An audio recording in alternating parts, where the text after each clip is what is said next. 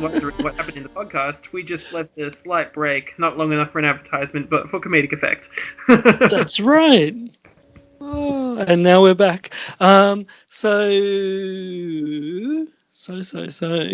I was thinking that you and I could do Habitual Grommit, which is inspired by a true story. All right. Not my own true story. All right. So, would you like me to read the descriptions? Sure. Yeah. So you're the one with the talent. I just wrote the thing, so. Oh, don't understand. Look, I know I'm not an actor, but I really enjoy it. Like, when we're doing those radio plays, it's so much fun to just be a part of it. I mean, we can do all 4 of these if you really want. Well, Toy Girl's a bit long. Like, if that's like a 10-page script, so. Okay, we can do 3 of them then, if you want. Okay. Okay, let's see. This one is Habitual Grommit. Habitual Grommit. Yeah. Okay, so Norm Grommit. Let me just see if there's another role other than Norm and Grommit. Girlfriend. Gee, I thought there was Wallace.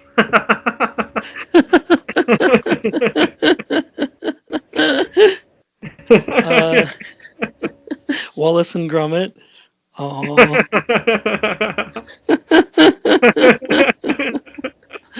Wah. Yeah, I don't know. But anyway, so we've got Habitual Grommit. Righty then. So you, if I can get you to read, I don't know. Maybe I'll be Norm. Can you be Grommit? And maybe I'll be Norm and the girlfriend, and you can be Grommit and the voiceover. All right. So. All right. Oh, I always get so excited when I see a script in text form. Woohoo! It's actually a properly written script. Yeah, it's like something out of Final Draft. It actually is. Oh. So. All right. I mean, I don't always write stuff quickly. I kind of lost Final Draft to my other computer, which sort of, I don't know if it's working, but I kind of so I have to use Celltext now if I want to try to format it in the least. Sure. Anyway, I think I'll go. Yes, fade in. Interior college dorm day. Norm, a college undergraduate, is awake in bed. He gingerly peeks at his roommate, Grommit. Grommit also in bed stares directly, unmoving, at Norm. Norm takes his pillow, gets it up, and holds it over Grommit's face. I told you, if you ever do it again, I'm going to... Grommit wakes up. What? Dude, it's weird. I told you, I sleep with my eyes open. Norm points toward the wall. At least look that way when you do it, freak. Interior showers day. Norm enters the showers. He turns on the hot water, gets a shock of cold water. Oh boy. Finally, the hot water comes. But water builds up around his feet. Soon it is a mini lake. Damn it! Norm feels around for what is clogging the drain. It is hair. Short and curly hair. Grommit! Interior college dorm day. Norm packs his bags to go to class. Grommit struggles out of bed, scratching his balls. Maybe when I'm older I'll have 2 lumps on my head from various injuries. Who knows? Who knows? Anyway, so continue. Coffee. Must find coffee. Norm gives Grommit a... Grommit pants. Grommit looks down, jumps into some weak old unwashed pants. Norm looks at him with disgust. Grommit, my girlfriend's coming over tonight, remember? Norm points to the calendar, which reads, girlfriend! Nice one, man. I'm cool. I'll be out of your way. Thanks. Norm rushes off to class. Grommit scratches his balls. Scratches his balls again. He discovers his belly button underneath it. Ah, breakfast. Nice one. I was going to improvise there, but it's your script, so I won't. Fine, no problem. Alright, Grommit So, high-fives himself in the mirror. Okay. Interior college dorm later. Grommit lies in bed, playing a... Sorry, it accidentally kicked me out of it. I accidentally pressed backspace. Give me a sec to get back. sorry. Mm. So Gromit lies in bed Grommit lies in playing bed on his... playing his Nintendo DS intently, like his life depended on the game. Dawn comes in with his girlfriend. They're coming back from their date and are kissing. Mwah, mwah, mwah. And they don't notice Gromit. Things start to get hot and heavy with Norm and his girl. Gromit looks up. Get a room. Norm is shocked. You're not even supposed to be here. My buddy's bailed on me. Sorry, man. Your imaginary friends from Final Fantasy? They're not imaginary. Janine, wait. Oh, sorry. I'm going home. See you, Norm. Janine, wait. Girl gives Norm the hand and exits. Norm throws his pillow at Gromit. What? I've been trying to get her to come back here for weeks. Alright, man. Gromit packs up his stuff. I'll go study in the library. Relief rushes over Norm's face and hugs Gromit. Thanks, man. Oh, don't get all gay on me, man. Norm obviously recomposes himself. Gromit exits. Norm jumps for joy. Fade out. And fade back in, I assume, for the next day. Now, Norm wakes up with a satisfied grin. His girlfriend is asleep in his arms, and all is right with the world. Norm gingerly peeks over at Grommit's side of the room. Gromit lies in bed, staring directly at the couple. Gromit! Fade out. The end.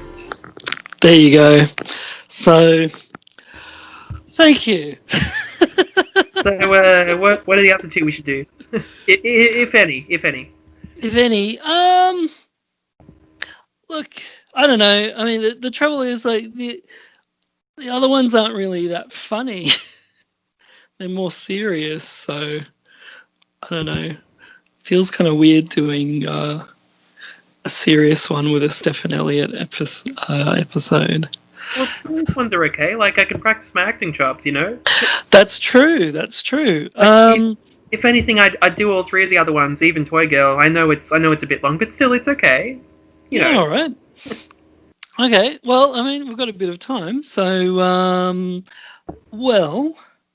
And also, Chris Watt just thanked us for answering his question in the previous episode. So, there we go. Oh, he listened! Woohoo! Thank you for answering my question, guys.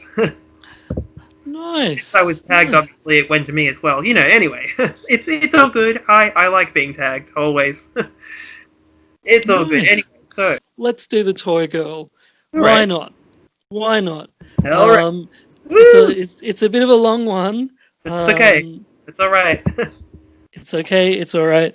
It was written on my birthday in 2014. So 6 years ago, over 6 years ago.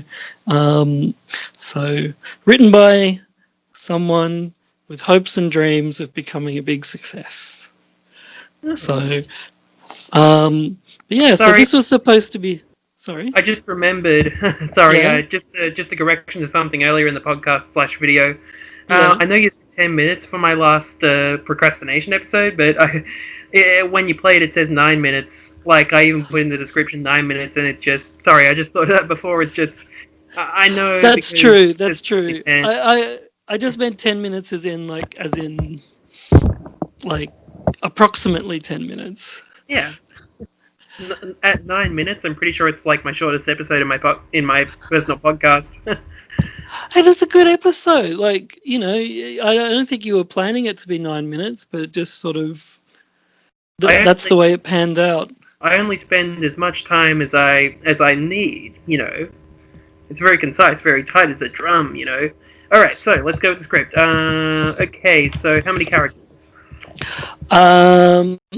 From memory, there are a few. So, Delivery Man, Rose. Delivery Man, Rose. There's a boy. There's Tessa, Naomi, Monster Man, Naomi Rose, Snotty Girl. In There's that quite case, a lot of characters. in that case, just so I don't confuse the listeners, those who only have audio to go by, should we say the character names? Let's say the character names. Hmm. Let's do It's that. like, I wish they would have done that for Game of Thrones. I would have kept watching past the pilot if they did that.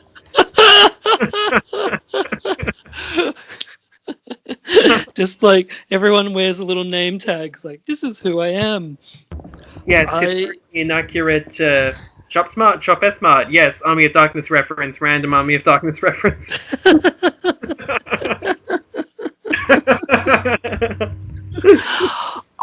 See, I mean that's kind of my little pet peeve about just films just with one casting director, and that casting director has like a particular type of face that they like, and then everyone in the film ends up looking exactly the same.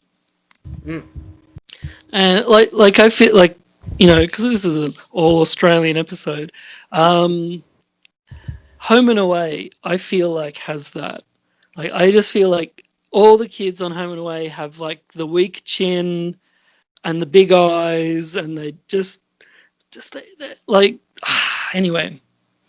That's my little pet peeve, is like when casting directors cast everyone that look exactly the same. Look, my pet peeve was that somehow Home and Away is still popular in Australia. Well, there you go. Sure. I know a few people. I know people work hard on it, and I get that, and I admire the filming and stuff. But I personally really don't like Home and Away. Fair enough. I really got into it as a kid for about a year, and then when sorry, just it's me being hungry. So I forgot the character's name, but when there's a particular character that leaves at the end of that first year, and I was like, oh, well, I don't have to watch anymore. And it's gone on for like 20, 30 odd years since then. But 32 years. 32 years. Well, there you go. So I was 8 years old when I've watched that first year of Home and Away that I enjoyed, and then I never watched it again. So, yeah, I feel like we got a little bit sidetracked. Should we read the script? Sure, let's read the script. All right. So we'll read the script, and then this will be the end. Okay. All right. So do the descriptions. Would you like to do the descriptions? Yes. So there's a lot of description, though. There's a lot of action. In advance to Beck, who probably has to edit this. Oh, because I think that'll probably be me editing this particular one. It's just she usually edits the podcast episode, so I was assuming. Sorry. Yeah, she usually does. I'm assuming because she might want to. So I'll give her the audio, and she might edit, and then the video might end up being like a director's cut. Yeah. I was going to say, okay. Interior house day. Fade in. There is a knock at the door. Woman, Rose, about 40, grandly opens the door. A delivery man stands there. On his lapel is a logo of a stork carrying a baby. Is this Miss Rose Elliott? Yes, this is she. Sign here. He hands her a tablet. She touches it, and it scans in her fingerprints. They are accepted. The delivery man steps back to reveal a large, clear plastic box. Inside is a little android girl of about 5, Naomi. She's all yours. I've never seen one like it. She's custom made. Well, she looks just like you. Rose, overwhelmed with joy, hugs the box and excitedly unwraps her. Naomi's eyes light up. Hello, Mummy. Rose tenderly holds her in her arms. Just when I thought it was too late to have children, a little angel came into my life. I will call you Naomi after my grandmother. I promise to never let you out of my sight, little one. Series of scenes. Rose hand makes beautiful little dolls dresses for Naomi, every day a new dress. She dresses her as a mini-me and keeps her as an accessory and pet, always inside. Rose plays the piano for her. Naomi dances and claps. A gust of wind blows open the curtains. Naomi sees the outside world for the first time. She runs excitedly towards it, but Rose claps the curtains shut before she reaches them. No, the outside world is a dangerous, dangerous place, teeming with monsters and strange people. Apparitions of these monsters appear behind her as she speaks. If you were even out there for a second, you would die. Stay inside. She hugs Naomi. You're safe here with me. Stay inside with me forever. Naomi shivers and hugs her mummy tight. Rose guides her up the stairs and into the attic. Naomi walks into the attic. Good night, pet. Rose closes the door. She places a kiss on her hand, then touches the doorknob. The door locks. Interior house, attic bedroom, continuous. Everything is analog and wooden. A little girl's dream room, a rocking horse, and dolls galore. Light streams through the attic window, highlighting the little wisps of dust that form as Naomi moves around the room. Naomi plays with her dolls, and plays on the rocking horse. She explores under every nook and cranny. She finds a little robotic lantern. Inside is a little candle and matchbox. She touches it. It zooms up and around the room, causing a minor dust storm before crash landing onto the big wooden table. Naomi badly paints a picture of a horse on a sketchbook with some old watercolor paints. But none of it is enough. She sighs and looks longingly at the window. Another little girl, Tessa, is playing outside in the neighbor's garden. She watches her. Soon the sun begins to set. The neighbor's door opens and Tessa runs inside. Naomi dives under the mosquito net and into an old wooden four-poster bed. There, she lies awake, in her own little protected world. Interior house, morning. Naomi watches her mother eat breakfast. She holds a little horse toy closely to her chest. Interior house that moment. Some boys drag Tessa to the front door. The boy says, We'll play with you if you knock on the door. I heard a witch lives here. They push her toward the door. She rings the doorbell, then breaks free and runs away. Yes, that was just Tessa. I forgot about the character name thing, but that was Tessa.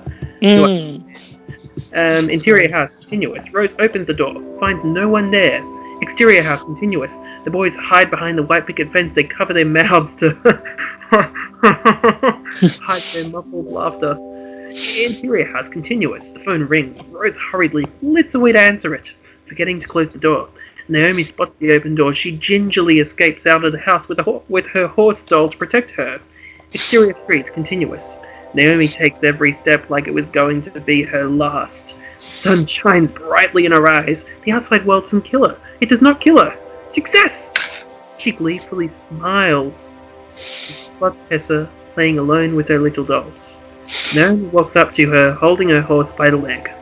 Tessa lights up when she sees the horse. You my friend? Naomi nods. Tessa takes her by the hand. They play with their dolls together, creating an imaginary world of princes and monsters. They see a man coming down the street. The girls are a little afraid. Naomi says, Is he a monster? Tessa says, Yes. I dare you to touch his bottom. Naomi, okay. Naomi runs out onto the street, up to the man. The monster man says, Hello. There you go. Naomi screams in the monster's face, runs back into her house. The monster man rolls his eyes and keeps on walking. House. To Tessa he says, Hi, baby. He kisses her on the forehead. Hi, Daddy. Sorry, I feel like I didn't pronounce Daddy enough there. My bad. That's alright, don't worry. This is good. Great house day. Rose stands over Naomi like a tower. Rose says, I told you never to go outside. Anything could have happened to you. Rose drags Naomi up the stairs. Rose then says, "You are permanently grounded, little miss." Rose locks her inside the attic. Interior attic bedroom continuous. Naomi cries bitterly in her room. The room seems like a prison now. The other toys are ever watchful guards. Out the window she sees Tessa in her room, waving at her. Naomi smiles and waves back. Later, at night, Naomi holds herself in a tight ball, whimpering to herself. Suddenly, she spots the lantern. She smiles conspiratorially. She dives for it. Particles of dust swirl up into the air. Naomi writes a note with a feather and ink and attaches it to the lantern. She lights the candle with a match and sets the lantern onto the window ledge. With the remote control, she guides it across the divide between the houses, over the tall tree, past the fireflies attracted to the candlelight. It hits and bounces off the window pane of Tessa's window. Tessa furiously jumps up. Her face lights up, and she retrieves the lantern. A short while later, she jumps up and excitedly waves back at Naomi, who guides the lantern back to her room. Now Tessa has attached a new note. Naomi sets about writing the answer. In a series of scenes, the girls communicate via the lantern, which float between their houses. Attic bedroom, morning, interior. Naomi opens the window, sends out the lantern. Exterior attic bedroom, continuous. Here the lantern flies over the tree and up to Tessa's window. The lantern bounces on the window pane, but the window does not open. Interior attic bedroom, continuous.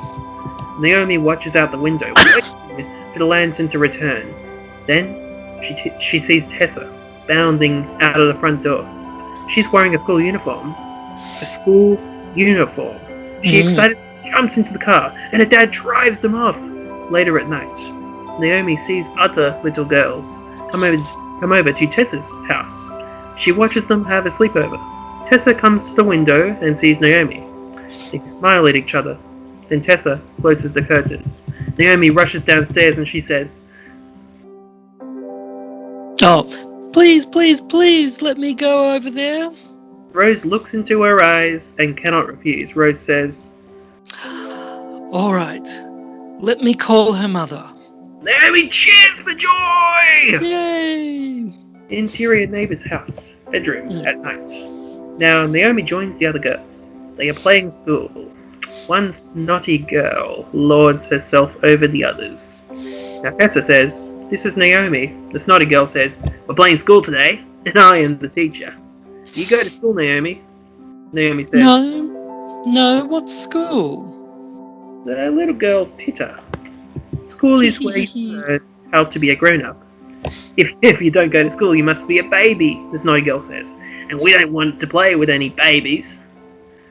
And the girl... "You sit over there and play with the other toys. We're playing big girls' games." Girls ignore her and leave her in the corner. Tessa looks at Naomi with pity. Then the snotty girl slaps her on the wrist and points at her schoolwork. Interior house day. Naomi. "Please, please, please, let me go to school. I want to be a grown-up like the other girls." I see what you did there. Sorry, I love that detail. Rose then says, "But it's no fun being a grown-up." Naomi then says, Yes, it is. You can play games and tell other people what to do." Rose then Okay. Oh, sorry. Yep. Rose then Okay. Okay. I guess this day was unavoidable. I've been neglecting my work. Yay! Exterior house day.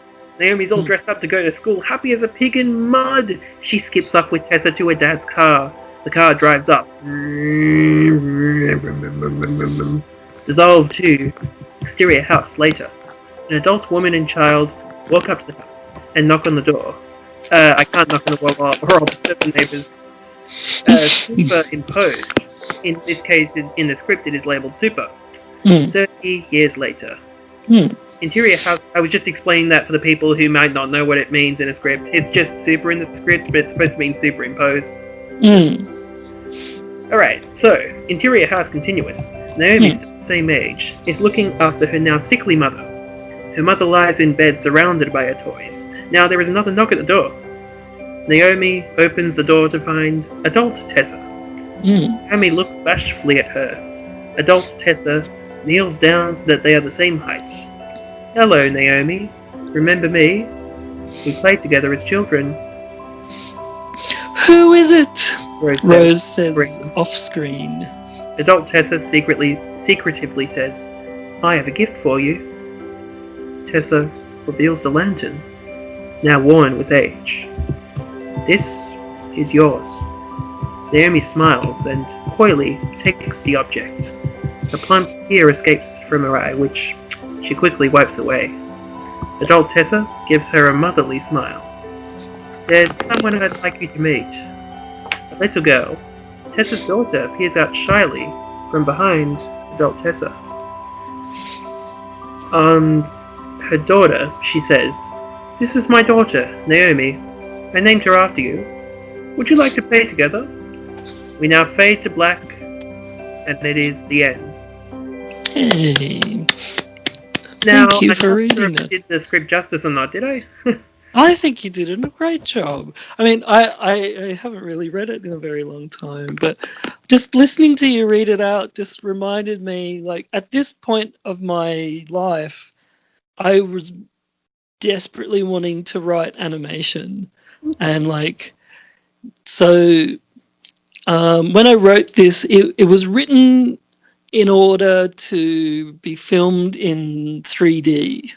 Because 3D was coming out, it was supposed to be really big, and this is supposed to be set in San Francisco. So do you mean like CGI or stereoscopic 3D or what? Stereoscopic 3D.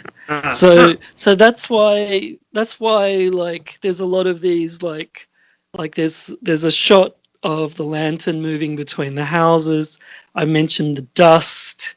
Like all of these little things that are all about movement. Oh yeah. Like all of that is to try and heighten that it's supposed to be 3D. But as you were reading it, and I was thinking, like, this is really animation. Like for this to be made, it's really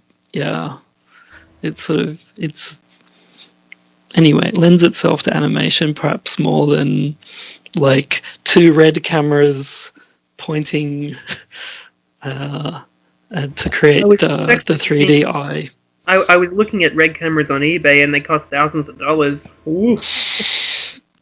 Yes, I mean the original one was like $60,000. The original red one. So they've come down in price. The Red Dragon, I think, is like maybe $14,000 or something like that. Oh, and David Fincher's using a monochrome version of one of their cameras to film Mank, which is about Mankiewicz, who wrote Citizen Kane. Well, there you go. That's right. Wrote Citizen Kane. Like I don't know exactly, but anyway, he had something big to do with Citizen Kane. I can't remember. Sure. I think he might have been the producer of that, and then he wrote All About Eve. Oh, I love that movie. It's one of the best written movies ever. Okay. Anyone who has not seen All About Eve, please see it. It is a stage play. Well, it was not. It was a stage play. What it was? Yeah, it was a stage play that was. It was a short story, which was adapted to a stage play, which was adapted to a movie, which was adapted to a musical. So the movie did come from a stage play. Wow.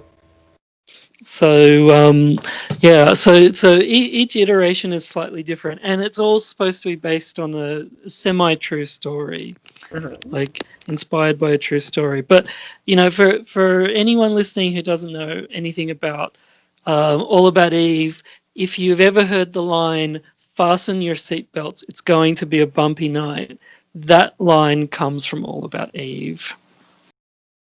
So there you go.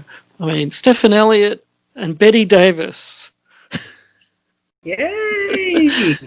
I And mean, she this really is a. does got Betty Davis eyes. That's right. Kim Carnes, right? Yes. You know, she's got, what is it? Anyway, so hollow gold. But anyway, so I guess thank you very much. It's probably close to midnight now for you or something like that. No, it's only like 10:45 p.m. It's only 10:45, but anyway, it might be time to wrap this up, and I might see if I hope, even though I'm recording, so I'm recording this on Skype. Ooh, I really hope I can download it. Mm. But anyway, thanks for letting me be a stupid fanboy and It's okay, Beck's go a bit originally, crazy. as you saw in the team DMs, Yeah, he was like, next time let's have Hamish as like the hostile witness sort of thing. And I'm thinking, sure. oh, as funny as that is, I don't know. I feel like that's something Beck could do better than me. Hostile witness. Around there. Sure, sure. Sorry, But Beck. yeah, sorry, Beck. So anyway, so thanks to everyone for listening, and please check out. So if you're in Australia, Welcome to Whoop Whoop is on Stan and it's on DVD from Umbrella Entertainment. Oh yeah. Oh yeah. I forgot Umbrella has the local DVD here. And Priscilla, I think, is now owned by MGM, which is owned by who now? I don't know. Can't remember. But I was gonna. Yeah, one of my friends actually lent me a. Umbrella reminded me they lent me a one of my friends lent me a copy of The Devil's Rejects and House of a Thousand Corpses. Ah, nice. First time, and I watched House of a Thousand Corpses before the call, and I just thought I'd show it to the camera because why not? I have to give it back to the friend by the weekend. But Hey, yeah, I mean, why not? Why not? So, anyway, Umbrella reminded me they used to have this little mascot who either hung from a washing line or walked around, and there was a sign behind him, or even in one of them got cut in half. that's creepy. Like I think one of my friends lent me. One of my friends was coming over watching the Texas Chainsaw Massacre, and they had that variant. Nice. Well, I mean opinion. that brings us back to Priscilla, which has that little aside, the Texas Chainsaw Mascara, where Guy Pearce goes up and tries to order something from the video store, and you've got the poster of frauds behind him. He's like, "Do you have anything like the Texas Chainsaw Mascara?" Anyway, and the video store guy's like sucking on a candy or lolly or something, and it's just. It's a stupid little movie. But anyway, thank you for reading my scripts. Like, they've been literally gathering digital dust, and like I love the Toy Girl. Like, it's one of those scripts that it really broke my heart that it never got made. So, thank you for bringing it to life. Yeah, like one day, I'm sure that we can get voices for it, and we can try to send it out to an animation studio or whatever. Sure. I mean, like if I have oodles and oodles of money, I would love to do that. If I ever end up doing a family movie or something that's just lighter or something, that could run before it possibly. Who knows? Sure. As long as I get past my writer's block. There's a way. There's a way. You've gotta. Anyway, we should. We can discuss outside the recording if you want. It's okay. That's right. That's right. So yeah, but in any case, so thank you very much for joining us, and I might say a cheerio. You can follow us at Fizz Popcast And Spike Green, my handle. That's Spike right. Green, I think it is. That's right. So Spike_Green, and Or hopefully, if that doesn't work, just do Spike Green with capital letters for the thing. I can't just look it remember. up, or it'll be in our show notes either if we're down here on YouTube if you're watching, or if you're listening, take a look at the description. So thank you everyone, and I will hit the stop.